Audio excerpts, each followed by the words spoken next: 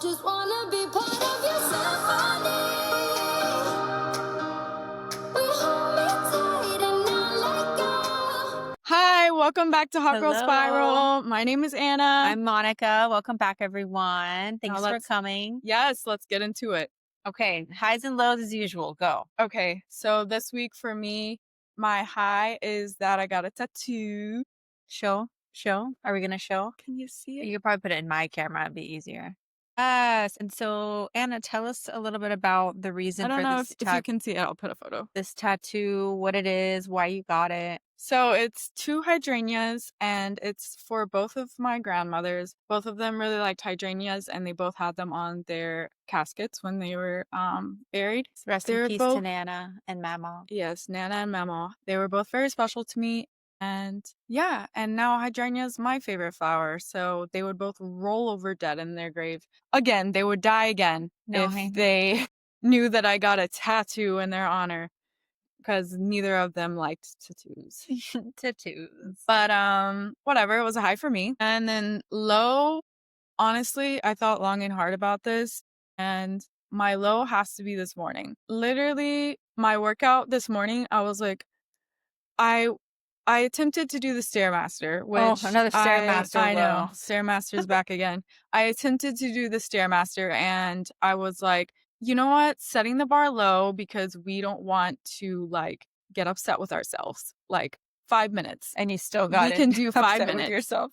Oh my God. I barely made it to 3 minutes. I thought I was going to die. I was like panting. I had to get off. So I did 3 minutes on the Stairmaster this morning. So that's going to be my low. I couldn't even hit my 5-minute minimum. Yeah, but I think it was like, I was watching you and I was like, I was going to go over there to just be like, just start pedaling, it'll turn on. But the machine is like kind of weird to use and it's not very clear how it works because I felt the same way when I did it. So all that to say that I think going from the treadmill there, you like lost momentum and then it was like annoying and like, Thank you. I don't know. I mean, it would be annoying. I don't know.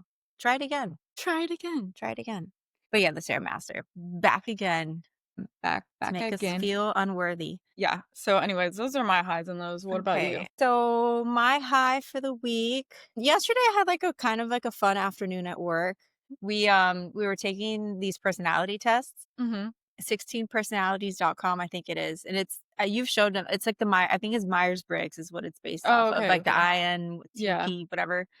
And it was funny. And so there's 4 of us within like our palliative care team and we each took it. And then the doctor that we work with took it based on like his perception of us. Like he took the test as if like, oh, what he thought about each of us. And so my 2 nurse practitioners that I work with, what they scored themselves, he also got the same thing. And then what I scored myself, he got something different than what I had gave myself. But I think his was like a little bit more honest. I think mine was more like wishful. You know, the questions are very like, I don't know, they're kind of confusing too. So it could have been that I like misread them when it was asking me what, like one thing, you know, they phrase it super like, you are not likely to make new friends. And then it's like strong agree, disagree. And it's just like very like, wait a second. I had to read every question like 500 times. And then I think it confused me. But either way, I thought it was funny because when he took it, he was showing me what he was scoring me. And on some of the things, I was like, wait, you think I'm like an outgoing person? You would say I'm outgoing? And he was like, yeah, why not? And I was like, oh my God. So I think it's just all that to say that. And then I started thinking more about this later. Not specifically with like this, but just the idea that people perceive us very different than we see ourselves. And I think it's kind of nice because usually, well, not usually, but I don't know. I feel like for the most part, we can see someone else through like a really nicer lens than we see ourselves. Like we're our harshest critic. Yeah, I guess go back to the inner critic thing. But I think that there's something really nice to be said about other people being able to see like the beauty in us. Like, I don't know, that's like really, really nice. And I don't know, it's kind of like almost, no, I can't say that. I was going to say it's better than us seeing our own beauty, but isn't it like really nice to know that like other people see us in ways that like we don't, I don't know, like knowing that they see that. Knowing that other people see you for who you are and appreciate you for who you are. Yeah, that's big. Yeah. So like, because you, as much as you don't want to say you need validation, everyone loves validation. yeah. And it's crazy because I think there are some people that, I mean, they want it, but they don't need it as bad as like me. Oh, well, But yeah. it's just funny to me. Like, I don't know. I'm just like, damn, you really don't need anyone to validate you that often. Yeah, they On it. validate themselves. Yeah, they right. Anyways, but yeah, so that was a high. I just thought like, well, not just that part of it was a high, but just like in general, like it was really fun. We were all in the Yeah. office and we were like, oh, what are you? What are you? And then as it gives you like a little summary of like what it means to be that. Mhm. And everyone was like, oh, that is spot on. That's That's you. so you, or like, oh yeah, that's me. And then it's just funny. And then my low, I don't know. I feel like I'm always trying to find a low, and I'm sure there's lows, but nothing is coming to mind. So I'm just gonna leave it as like no lows for me. No lows. No That's a good lows report today. card. Yeah. No lows. Should we now get into it? Oh, let's get into it. So last week we spiraled upwards talking about positive psychology. And this week we're going to discuss the difference between feeling for someone and feeling with someone. So that is sympathy versus empathy. Yes. So explain us the difference. Let's talk about the difference. So both empathy and sympathy are ways that we respond to emotion, but they are different, just like you said. So with sympathy, it's more of, kind of like pity in a sense. It's a form of pity, but it's mainly like, I feel sorry for you. And empathy is like, what did we have here? Blanking. Empathy is I feel with you. Is that what you just said?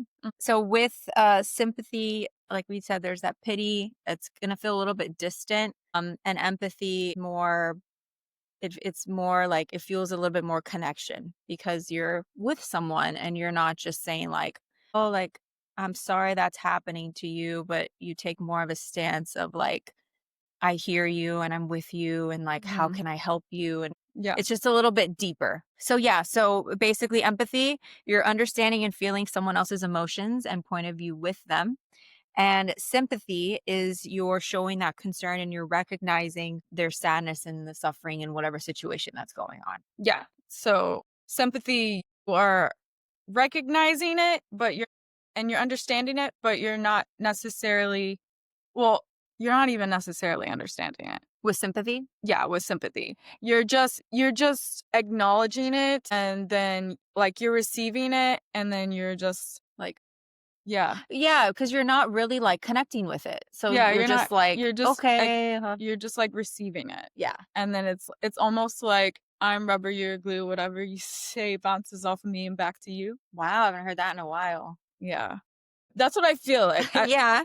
I don't know if I'm like misunderstanding this now, but that just came to my head and I was like, okay, wait. So sympathy is feeling of concern or sorrow for someone else's hardship without necessarily understanding or sharing their emotional experience. So you might not even understand their emotional experience. It's just sympathy. Yeah. And I think that they both have their places. Yeah, and not all sympathy is bad and not all of it is superficial. There is genuine care and it's just going to lack some connection because there are helpful ways of using sympathy, such as compassionate sympathy, which is the emotional sincerity is there. It's just you're not emotionally mirroring the person. Yeah. Like, but you are being sincere. So yeah, but without the presence of like curiosity and emotional awareness, we can like unintentionally cause like the disconnect rather than the comfort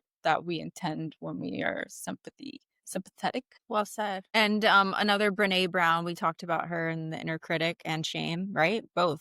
I think so. Or no, yeah. Shame for sure, because we're talking about Shame, yeah. vulnerability. But I think she says it really nicely. She just says empathy fuels connection and sympathy drives disconnection. In a nutshell. Preach. All righty then. Oh, I forgot. There was also this study that I was reading about, and they did these types of MRIs. I don't know what an fMRI is, but I'm gonna be honest, I skimmed the study. It was a summary, okay? Well, MRI is magnetic resonance imaging. Maybe I don't know what it was like it's frequency. Like whatever. The whole point is it was a study and they measured empathy and sympathy in the by doing an MRI of the brain. And they realized that it fires different areas of the brain. So empathy is when you're feeling someone else's pain, activates regions such as the amygdala and supplementary motor area and insula, which I don't know what that is, never heard of it, but amygdala, we got that one. So that is more visceral, like the empathy is more visceral, and those are like immediate instinctual gut reaction feelings. That's more emotion based. And then we have sympathy, where it lit up in areas of the prefrontal cortex, was just more evaluative, and therefore you're more concerned of someone's suffering. It's more of a concern, but it's not so much your emotion. Yeah, that makes sense.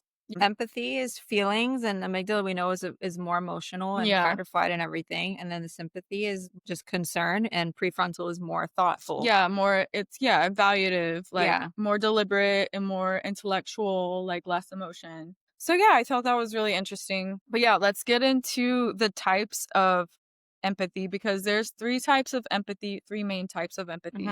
Number one is affective empathy or emotional empathy. So that's when you are actually sharing in another person's emotional experience. Yeah, feeling what they're feeling.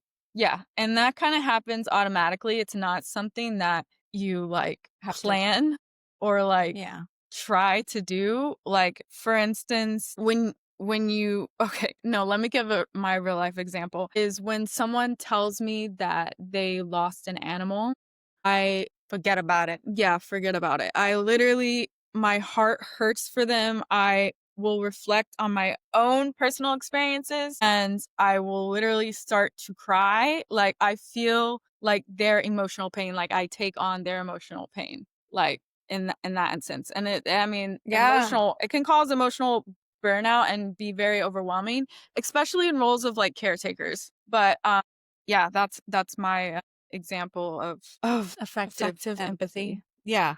Animal loss. That's terrible. Animal loss. That's terrible. That sounded so like detached. And it's because I was trying to think. Anyways, no, it is very, that is. I think if anyone has a heart, they would feel like some type of way hearing someone else's pain and like you will be surprised, honestly. I've gotten a lot better at being like, you have to be in touch with your emotions in order to feel someone else's emotions. Yeah. And so it depends where you are. Yeah. My example that I had thought of, so I have this patient, like I said last episode, palliative care. So a lot of like sick people and chronic conditions and just like really struggling. So I have this patient. She had been, I think I spoke about her last time too, but she's been hospitalized for a really long time. I went to see her. She was super tearful, crying, like you can see that it's like, causing a lot of distress in her, and her breathing is like rapid. She's like, that like, sorry, it's only funny because she's doing it. Yeah, it wasn't funny. I didn't laugh at her face, but I thought about it. I thought about the fact that she was like that. But in the moment, it wasn't. No, in the moment it wasn't. But anyways, you can see like the hurt on her face, her facial expressions, the way that she's breathing, and she's speaking, and I'm like legit feeling the despair that she's telling me about, and just like she has a lot of things going on in life, and this illness is another thing added to her. But she's looking at me, and her eyes are like filled with tears, and my eyes fill with tears because I'm with her in that, and I really and I feel for her. And so she recognizes that, and I think it built like a little bit of like a good rapport, and she felt connected to me. Yeah. And that's like what I want when I'm with a patient, because I want them to trust me, and I want to like let her know that she's safe with her emotions with me. So yeah, in that I'm like resonating with her emotionally, strengthening the bond between us. And in that, I think, you're attuning to someone's emotion. And I think it's important that this is like an aspect of empathy, is like when someone is hurting and they're emotional and crying and they're coming to you, or you're there for them, that you want to try and if you can, to like mimic that in a sense. I've always heard mirror it, yes, and mimic it and mirror. Yeah, I've always heard, or I remember like in school, was it in school, or like I feel like the idea, or people think like, well, like you don't cry if your patient's crying because you don't want to make it about you, and that is true. But I do think that there is a lot of like strength and connectedness when you are showing your humanness to somebody, and it doesn't. I don't know. I think it depends on the person too. Maybe some people don't want that. Maybe there's like a time and a place where, like, I guess it depends on what they're seeking, but yeah, they might want you to be strong, but I think it's Read at the least, room. yeah, read what's happening, and also, like, I guess if you don't know the person, Yeah, but like, and then they're like crying, you're like crying, and they're like, wait, what? I don't know. no, but like, it's never been an issue for you, I'm sure, because it's always like, the time and the place for it. And like, if someone's really going through something, someone else having a sincere reaction, it's always going to be comforting, no matter if you're uncomfortable with that sincere reaction. Like, if you're uncomfortable with someone else crying, like, you're probably already uncomfortable because you're crying. Yeah. But Well, that's true. And then, because you are being seen, yeah, it's like, nice. it's nice, no matter how uncomfortable. That's a good point. I don't know if this is what you were saying or not, but like, yeah, some people, like, they don't want, no one wants to cry. Like, I don't like crying. So if I do, well, no, I'm not going to say it's because I feel safe, but it's probably just because I can't control it. But in that, what I'm trying to say is that if someone is crying and they are uncomfortable crying, I think seeing someone that they're speaking to also showing the same emotion, it's like, oh, it's okay to cry. Yeah. So like, let me, let this out. Like, it's healthy or whatever. And I always like tell my patients, like, you cry, like you should cry. Like, don't hold that in, because that just is like, I don't think it's the most helpful. And there's a time for tears. And so anyways, that was my There's example. a time for tears. But Cheers. I think And a that time for cheers. and a time for cheers. And I think that obviously empathy doesn't come like naturally to everyone. So one way to strengthen that type of empathy would just to be doing like mindful listening, like trying to practice like being present with the person, like no distractions, like just getting rid of like I don't know, like any distractions that you can, and just putting yourself in someone else's shoes, essentially. Yeah. I like that you don't have to feel the emotion. You just need to, like, understand and grasp what's going on. It's safer for you. Mhm.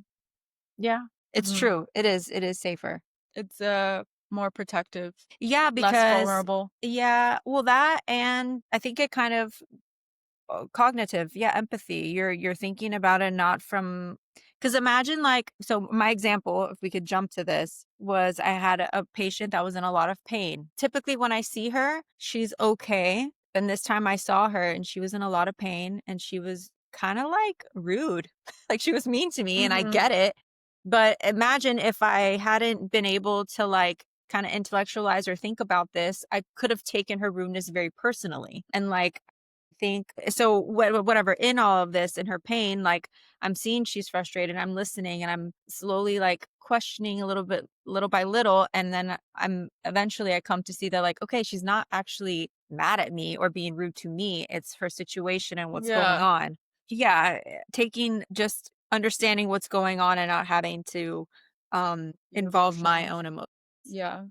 Yeah. And that is why cognitive therapy is like, I mean, cognitive therapy, cognitive behavior. cognitive empathy Oh, is like the type of empathy that really focuses on boundaries and like setting boundaries. So like it's less vulnerability on the end, on the giving end, yeah. versus the receiving end. You're going to be in a vulnerable spot, but like it puts the giver in a less vulnerable position as far as their own emotional state. But one example that, wait, no example. I don't have an example. Yeah. No, and I said mine, but yeah, so yeah, but just one way that you can exercise this type of empathy would be trying to be more curious, like asking more questions about, instead of like making assumptions about how they feel. Like, I'm so sorry that you feel this way. Is it anger that you're feeling, or is it like, try to investigate a little bit without being like snoopy or insensitive, but like with curiosity, it also kind of like when someone's curious, it's just like you actually care, you know? yeah. Like you're putting into it. I don't know. Yeah, I like it. I like it all. And it goes with the intellectual. Like, you're just asking questions. You're not taking on those emotions. You're just wanting to understand them better. Yeah, for sure. So just being curious like a curious George. Curiosity did not kill the cat. Not my in cat. this scenario. Not my cat. The third form of empathy is compassionate empathy, which is when you combine affective empathy or emotional empathy, which is the feeling, and you combine it with cognitive empathy, which is the understanding of it all. And then you add on top of that an action to it. Broke it down for you guys. Yeah. There it is. So an example, real life example for me is one time, you know, we've all seen the Sarah McLachlan really sad fucking animal videos of all these mistreated babies that need my love, attention, and money and whatever. It got me. Okay, shut up. Can you imagine if the whole time we were talking, I'm just in the background, like the fucking Sarah McLachlan video? Fuck that. It's like I'm getting sad thinking about it. I'm singing. No, but like I legit was watching this. I was at work too, and I was like tearing up. And I immediately was like, donate now. And I signed up to donate, and I ended up donating for a whole year, like $20 a month. I was making like $10 you got a shirt out of that. You got a shirt. I was making more than that, but still, I got a shirt out of it. And don't have that shirt anymore. But yeah, so that was a way that it got my feeling. I understood. And then you acted. And then I acted. Way to go, ASPCA. I wonder how many people donate to that. The same thing, though, with like St. Jude Children's Hospital. Yeah, like, all those they things. do these saddest fucking things. Like, how are you going to give me this whole story about this girl and then tell me she died? They do that. Stop. It's so cruel. Oh, and when the parents talk? It's really fucking cruel, to be honest. Sad. Very, very sad. Yeah, my example that I had, I don't know, I think this is kind of like, I like to think this is like a big part of what I do at work, because I'm having to like, I'm listening, I'm understanding, and I'm feeling, and then my action in work is that, you know, I have interventions or like coping skills or resources, or I'm needing to, you know, someone's upset with something or pain medication, or they need more help, and it's, you know, let me go talk to, you know, I'm going to talk to your doctor about this, or I'm going to see if we can consult psychiatry or psychology to come and give you further support and see what action needs to be taken to help you further. I have this one example at the hospital. I was meeting with this young woman. She was like in her 40s. That's young. Her mom was visiting from Colombia, and they don't have insurance. She's like a newly diagnosed breast cancer, I think it was. And, you know, the patient and their mom are both like telling me about, you know, the patient who has cancer was working. She now cannot work because of treatments and just everything. And, you know, money, they were really worried about money, and their apartment that they live in, it's the patient's son. He works, and now it's all on him, and the mom is visiting here, and she feels she obviously can't work. And just like that helpless feeling. And, you know, they were telling me about like, you know, even like, how am I going to get food? And like the mom's in the hospital and she doesn't have money. And just like they were telling me, you know, all their challenges and stuff. And I just felt very like moved. So I went to the cafeteria and I like brought her lunch, like a bunch of different lunch things and fruits. And I was like, what do you like to eat? And she tells me this. And so I went and I got it. And yeah, and I think it's something small and like it's for the moment, but like it helped the patient to know that her mom, you know, got some food, and it helped the patient in that, you know, she also knows that her mom is being cared for. Yeah. And it sets up good rapport as well, and like your job. But like just you felt called to do something, and right. So yeah. So compassion and empathy. That's how you showed support in that moment. Yeah. But yeah, so the difference basically the main differences with empathy and sympathy is there's more emotional distance with sympathy. Right. Whereas empathy is more present, and yeah, you're connecting with them on an emotional level, literally. Like your emotion is in that. And perspective taking is often lacking in sympathy versus empathy. It's like a core element. Because you're being very like superficial with sympathy. You're not really like getting into it. But it's not always superficial, but like it's still it's not superficial in that you're being ingenuine? A little bit, or ingenuine. Is that what you mean? It's not ingenuine. It's superficial in that is not going to be as in depth as it would be if you were being like empathetic, Yeah. obviously, but it's still not, I wouldn't consider it like superficial per se. Yeah. And with sympathy, like we said in the beginning, the main difference is like sympathy is like, oh, I feel for you. Mm-hmm. I think I said that earlier, by the way. And I do still feel for her. It was both, whatever. And empathy is more like, I'm there with you. I think, what I think with sympathy, it's that it comes from like, I feel like a lot of people that say certain things that are not like the most helpful in the time, I think it's because they're just trying to like fix. Like, you see someone that's hurting and like our immediate response is like, what can I do? Like, I got to fix them. So you say Yeah, things some that are, people are like that. yeah. So you say things like, you try to like help it. So you'll say like, well, at least this didn't happen, or like, oh, it Mhm. could be worse. And like, that's not helpful. And not that you're saying that to be unhelpful, but you're just trying to like fix that. And a lot of people, Yeah. I think, in hurting situations, like they don't want to be fixed. They just want someone to like sit with them in it and just say that you're here. Yeah, Sometimes, and and you know what? I think this always goes, I think less is more. Like when you think about it, you don't need to do a lot. Just less is like actually better when it comes to that. I agree. But I was gonna say like Sorry, go. that no, empathy, like it's not one size fits all. Mm. Like empathy looks very different for everyone, and some people it comes more naturally, and that could be of how you grew up, your culture, trauma, like all this types of thing, Yeah. your personality, all this shapes like your ability to empathize with someone else. Like they can affect your ability and your willingness to, like whether you're willing to be empathetic with someone. But Yeah. we can Say that you're an empathetic person? not naturally. I don't think so. I think because I naturally wasn't comfortable with my own emotions. I wasn't able to, and I'm still not, like that's something I'm working on, is to like be able to not say something that's sympathetic, like everything happens for a reason. I say that shit all the time. Everything happens for a reason. And there's truth in that. And there is, but that's not that's not a comforting thing. That is creating, it's like me saying everything happens for a reason.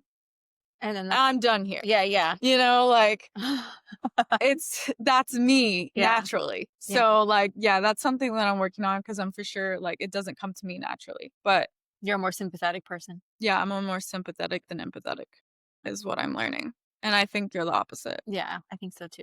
Well, maybe too empathetic. Maybe. But we can break down empathy into 4 like basic components. Mm-hmm. So one would be the perspective taking, which is the primary pillar of the cognitive empathy, but it is a part of all forms of empathy.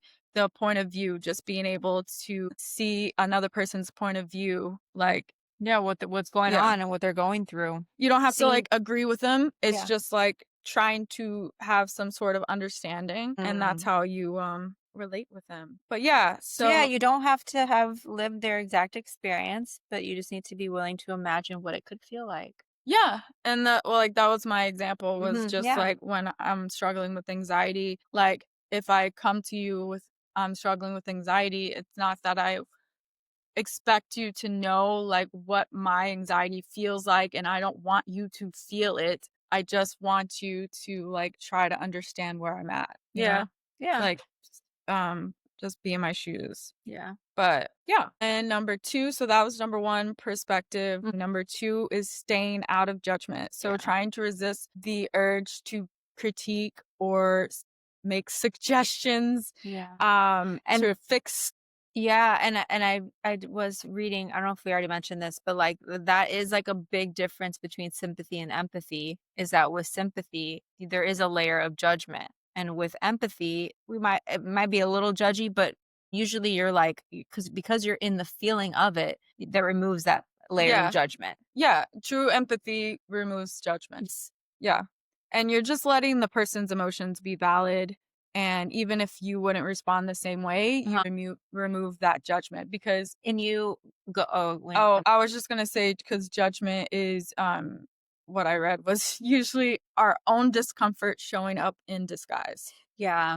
And so this is going to out me. I'm going to sound like a terrible social worker, but I had this patient and she was really emotional with like the hospitalization and everything. And she was like, all I really want is my mom. And whatever, she was talking. And then she told me that her mom passed, obviously. And I was like, how long ago? I don't even know why I asked that. Now that I'm thinking about it, I'm like, why did I ask that? I think I was just curious. Makes sense. Well, you're being curious. That's good. I know, but it's just like, is it really relevant? Anyways, let me finish this story. It may have maybe. No, we weren't. Well, no, I actually did want to know because I did want to know if it was recent because I was going to talk to her about like grief resources and stuff like that and like support groups. Yes. So, and then she said, she told me, why am I laughing? She told me that You're laughing at yourself. She died. I'm laughing because I'm embarrassed. Yeah. 15 years ago. And my immediate response in my head was like, damn, that's a long time ago. Yeah. And it kind of like, I was just like, you're still, and then I was like, what? Yeah. I was like, what? And then I was like, oh wait, that's not, whatever. I ended up crying with her, honestly. That's the truth. But anyway, all that to say, I'm a human. But judgment comes naturally. And that's what we have to do is like push the judgment aside so that we can be empathetic. And that's like something that we practice. At least I didn't say anything like, whoa, that's a long time ago. Yeah. That would have been bad. That would.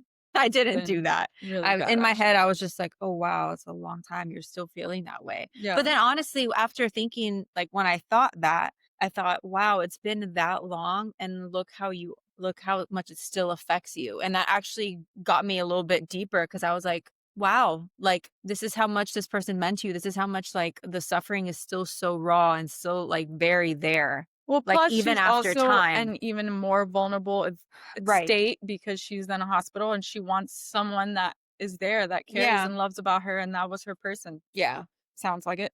No, for sure it was. But yeah, so that's staying out of judgment and me showing you how I judged. Yeah, exactly. The next one is recognizing emotion in others. So this is like reading between the lines, emotional subtext. This is where emotional intelligence comes into play. This is not just like listening to what they're saying, but trying to observe how they're feeling, like their tone, their body language. Body language is big. Yeah, just trying to identify the emotions that are happening behind their like physical. It happens a lot. I'm like, how are you dealing with everything? I'm fine. And then, then they're like looking away, or they're like, you can hear their voice cracking and like they're not fine. Yeah, exactly. So you have to just pay attention to that, Yeah. people's energy, and try to identify the emotions. And that's something that you have to practice as well. Yeah. Like it doesn't come easy, and it's not like, obviously some people are more in tune to like observing people and like. Yeah. And we have here that try naming the emotion. And it said, our little example that we had here was like, asking someone like, it sounds like you're feeling overwhelmed. Is that right?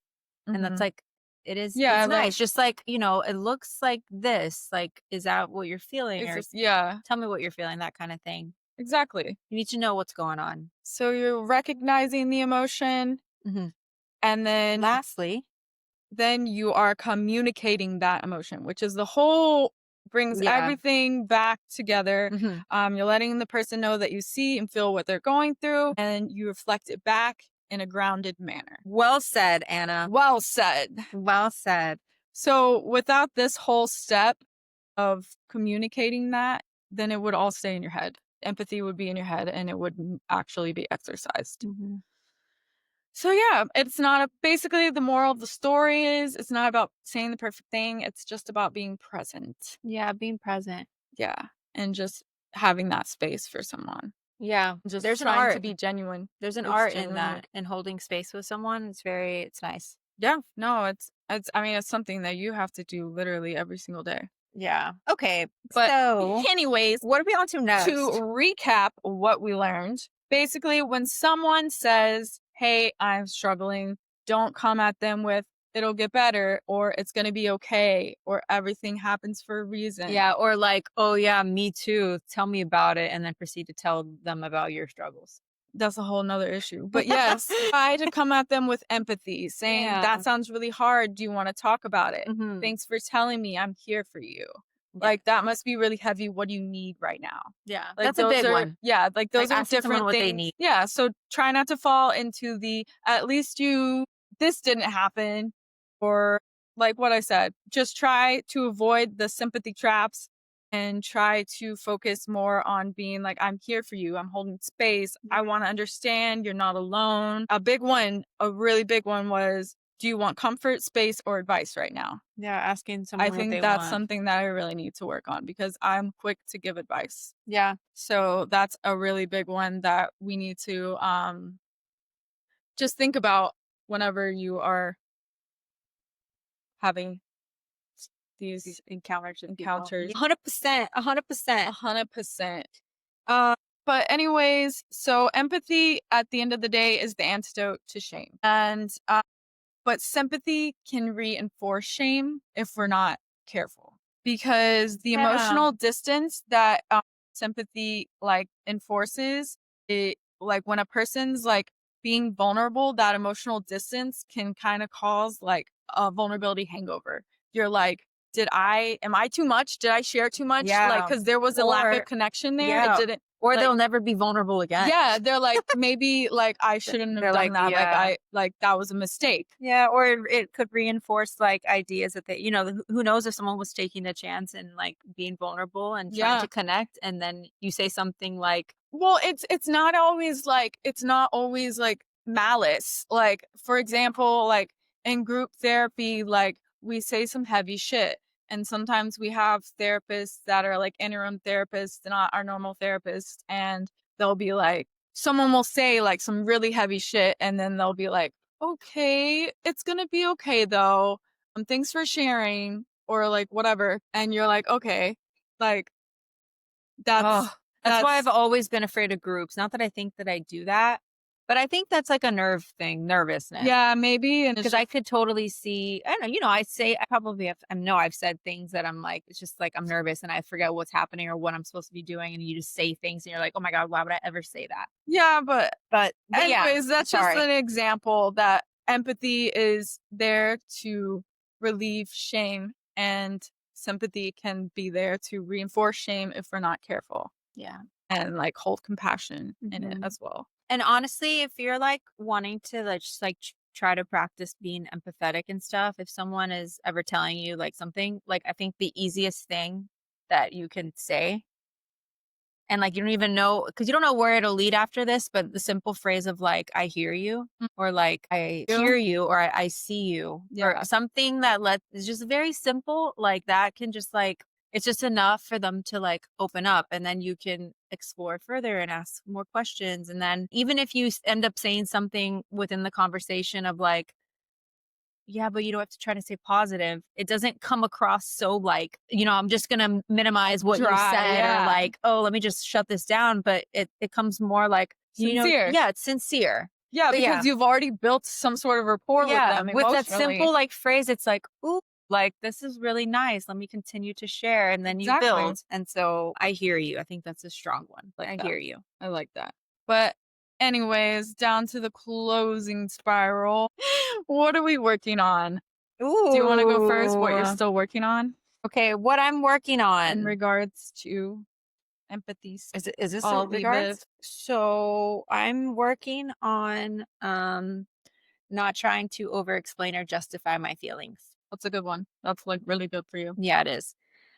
Yeah, because I struggle with people not understanding me, or me fearing that I'm not being understood. So yeah, just like not trying to over explain it, and if it gets understood, cool, and if not, that's okay too. It's true, because like whatever, I don't know why I need someone else to understand me so badly, but I know why, but yeah. Or wants to be understood. And then another thing is I am a person that gives people the benefit of the doubt all the time, over and over and over and over, to a fault. And I think that that's okay to some extent. I think that's the empathetic person in me, is that I give chances and chances, and I always see the good in someone else. And they're like, even if they prove me wrong, I'm like, there's still a capacity for change in there. There's gotta be. That's why you're a social worker. Yeah, but learning to, I guess, have a boundary on that and not let it like emotionally like drain me, or consume me, or like I'm a very emotion-based person, and I think that's helpful and it's good, but you can't be like that all the time, you know? Yeah. Like there should be boundaries and there should be limitations, and it's just hard though because because really I've always said this with like social work.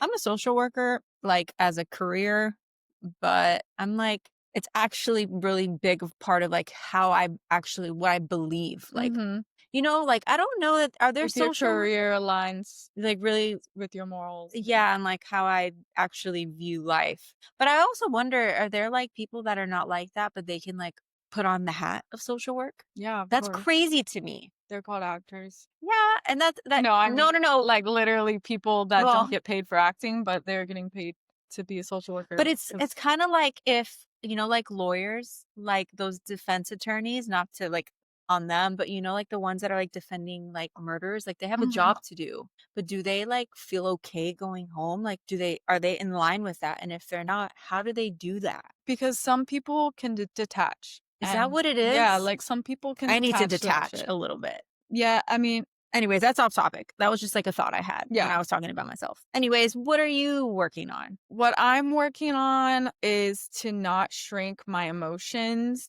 And even if someone is not able to like understand or like don't know how to respond, like that's not my problem. I still shouldn't shrink my emotions to fit someone else. You know what I'm saying? Say it again. What I'm trying to say, I shouldn't shrink my emotions because someone else doesn't know how to respond to them. Okay. So I'm not going to bring down myself and what I'm feeling for someone else. Okay. And practicing empathy on myself is a really big one that I need to do instead of like, because being empathetic towards you. Yeah, being empathetic towards me is like a big one that I need to practice. But lastly, we have a little call to action. Call to action. You know the drill. The CTA. Let's reflect this week. Okay, let's do a little bit of reflecting. Don't talk like that. I have two things. Dos. Okay, stop. Sorry. Go. It's off track. Yeah, sorry.